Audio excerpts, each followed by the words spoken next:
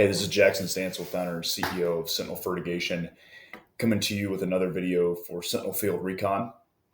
And on this video, we're going to focus on is a cotton PGR trial that we are doing in connection with AGLaunch, which is an ag tech accelerator based in Memphis, Tennessee. And in this trial, we've been working with a grower based in the state of Tennessee who's been interested in seeing if our imagery can be used to better guide the application of PGRs or picks on cotton.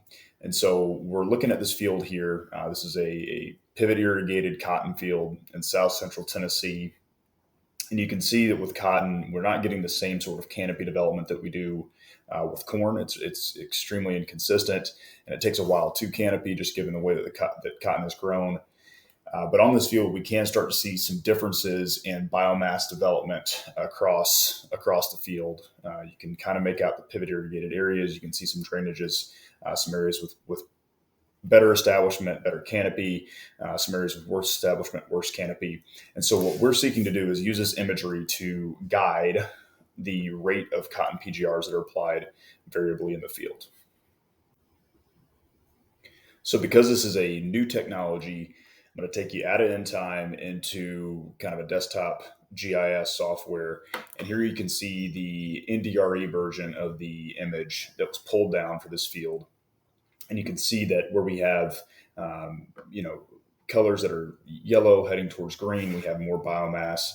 So this northern part of the field, part of the southeastern quadrant of the field, are doing pretty well in terms of biomass. They're growing a little bit more vigorously than the rest of the crop. These areas with red are areas of low vigor or low biomass.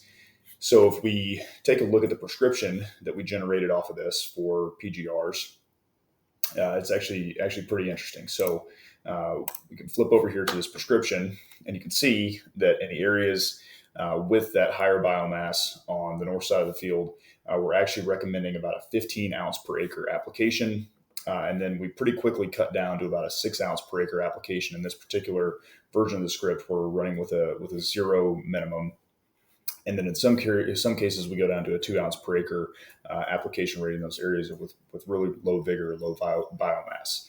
Something that we are testing and talking about with this grower is, well, if they're uncomfortable running down to a 2 ounce per acre rate, what rate are they comfortable running down to? And what this grower is comfortable running down to is about a 6 ounce per acre rate, all the way up to about a 16 ounce per acre rate. So if we see our prescription adjusted that way, we actually get to a 7 ounce per acre rate in these low biomass areas, an 8 ounce per acre rate in the kind of intermediate biomass areas, 10 ounces per acre as we get into better biomass, and then up to 16 ounces per acre, a full rate there in the areas with the highest biomass in the field. So this is just an example of how we're building these PGR scripts. We're really excited to see how this turns out.